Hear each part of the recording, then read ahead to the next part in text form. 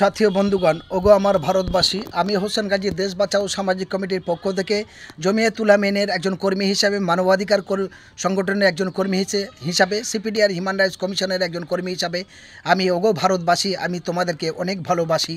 তাই ভারতবর্ষের মানচিত্র রক্ষার স্বার্থে, ভারতবর্ষের সংবিধানকে রক্ষা করার স্বার্থে, ভারতবর্ষের গণতন্ত্র রক্ষার স্বার্থে, ভারতবর্ষের মিলনতীতি রক্ষার স্বার্থে আমি ভারতবাসীর কাছে আবেদন করব, বাংলাদেশের থেকে আমাদের শিক্ষা নিতে হবে। বাংলাদেশের নূতন করে স্বাধীনতা সংগ্রামী কীভাবে করতে হয় স্বাধীন করে তারা দেখিয়ে দিয়েছে। নূতন করে গণ আন্দোলনের মধ্যে দিয়ে বাংলাদেশে হিটলার সরকার, হিটলার অপদার্থ প্রধানমন্ত্রী শেখ হাসিনা চুরি করে বিমানবন্দর থেকে পালাতে বাধ্য হয়েছে। তাহলে বাংলাদেশে 1000 মানুষ বলি হয়েছে, বাংলাদেশে 1000 তরুণ তুর্কিরা তারা রক্ত দিয়েছে, পুলিশের জুলুমে কয়েক শত ঘরবাড়ি ধ্বংস হয়েছে, দোকান ধ্বংস হয়েছে। আজ সেই সন্ত্রাসবাদী পুলিশ তারা স্যালেন্ডার হয়ে গেছে, তারা দোষ স্বীকার করে নিয়েছে, তারা নীরবতা পালন করছে, তারা ভুল স্বীকার করেছে। আর বাংলাদেশের হিটলার প্রধানমন্ত্রী দেশ ছেড়ে চুরি করে পালাতে বাধ্য হয়েছে। সুতরাং এখান থেকে আমি বাংলা সহ গোটা ভারতবর্ষের প্রত্যেকটা জাতি ধর্ম বর্ণ নির্বিশেষে সব মানুষের কাছে অনুরোধ রাখবো, বাংলাদেশ আমাদের চোখ খুলে দেখিয়ে দিয়েছে। এই ভারতবর্ষে অতীতে ইতিহাস আছে যে ইংরেজদের তাড়ানোর জন্য লাখো লাখো মানুষের রক্ত এবং জীবন গিয়েছে, লাখো লাখো মানুষের বলিদান হয়েছে, লাখো লাখো মা বোনেদের চুরি শাঁখা সিঁদুর মুছেছে, তবে 1947 সালে দেশ স্বাধীন হয়েছিল। তাই ভারতবর্ষে নূতন করে গণতন্ত্রকে রক্ষার স্বার্থে, ভারতবর্ষের সংবিধান বাঁচানোর জন্য একদিকে সাম্প্রদায়িক নরেন্দ্র মোদী, আর একদিকে স্বজন পজনকারী, অত্যাচারী এবং গণতন্ত্রকে হত্যাকারী মমতা ব্যানার্জির সরকারকে যদি আমরা সরাতে পারি, তাহলে ভারতবর্ষের ঐতিহ্য রক্ষা হবে, ভারতবর্ষের গণতন্ত্র রক্ষা হবে, ভারতবর্ষের সংবিধান রক্ষা হবে। আজকে পুলিশ এবং গুন্ডা এবং রাজনৈতিক হিংসায় প্রতিনিয়ত খুন হচ্ছে, প্রতিনিয়ত তারা জিনিসপত্রের দাম লাফিয়ে বাড়ছে। রাজনৈতিক ক্যান্সার কী রোগ, তার থেকে ভয়ঙ্কর রোগ হলো হিংসা, আর এই হিংসার বিষ ছড়াচ্ছে ভারতবর্ষের নরেন্দ্র মোদী এবং মমতা ব্যানার্জি। এই দুজনার দ্বারা আমরা দেখেছি নিত্য প্রয়োজনীয় জিনিসের দাম বাড়ছে, হাহা করে বেকার সংখ্যা বাড়ছে, আর তাদের নেতাদের কোটিপতি হচ্ছে। প্রত্যেকটা এমএলএ এমপির জন্য পেছনে প্রায় শত শত তাদের নিরাপত্তার ব্যবস্থা হচ্ছে, আর তাদের বাড়িতে টাকার বস্তা বস্তা টাকা পাওয়া যাচ্ছে, আর গরিব মানুষ, সাধারণ মানুষ কষ্ট করে পড়াশোনা শিখে শিক্ষিত ছেলে মেয়েরা বেকার হয়ে থাকছে।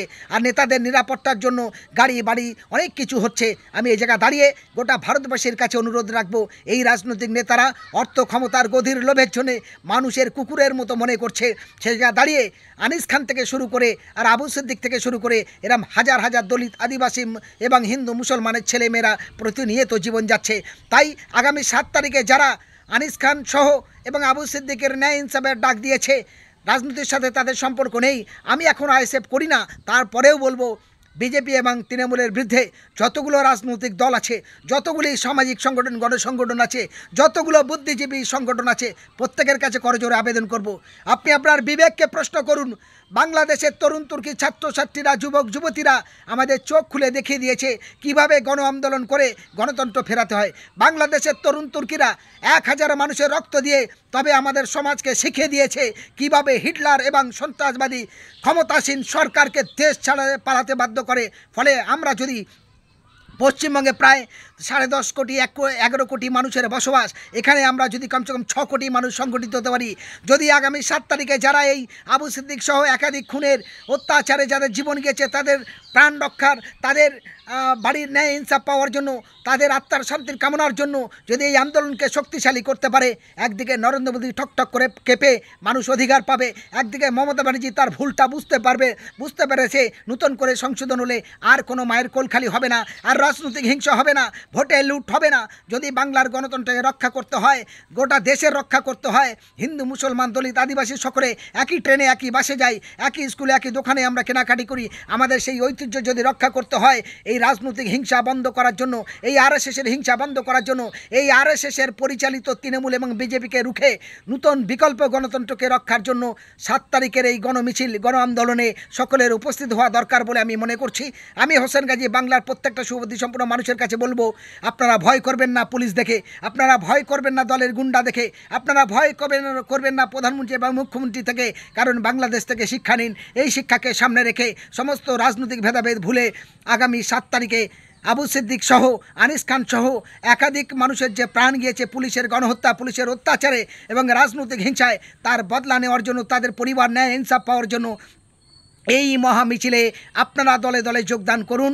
প্রত্যেকটা সাংবাদিক বন্ধুদের কাছে আবেদন করব, প্রত্যেকটা বুদ্ধিজীবী সহ সমস্ত জাতি ধর্ম বর্ণ নির্বিশেষে রাজনৈতিক হিংসা সরিয়ে রেখে আগিয়ে যদি আমরা আসতে পারি, হিটলার হাসিনা যেমন দেশ ছেড়ে পালিয়েছে, তেমন নরেন্দ্র মোদী এবং মমতা ব্যানার্জি এদের যে কোটি কোটি টাকার যে দুর্নীতি, এরা যে ফাঁসিবাদী সন্ত্রাসবাদী স্বজন পোষণকারী সরকার, তা যদি বুঝিয়ে দিতে পারি, তাহলে দ্বিতীয় মায়ের কোল শূন্য হবে না, দ্বিতীয় পুলিশের অত্যাচার আর সহ্য করতে হবে না, দ্বিতীয়বার লক্ষ লক্ষ কোটি কোটি টাকা ঘুষ নিয়ে চলতে হবে না, দ্বিতীয় গুন্ডা এবং অত্যাচারীদের দেখে আমাদের ভয়তে ঠকঠক করে কাঁপতে হবে না। এই আহ্বান আমি বাংলার মানুষের কাছে বলবো।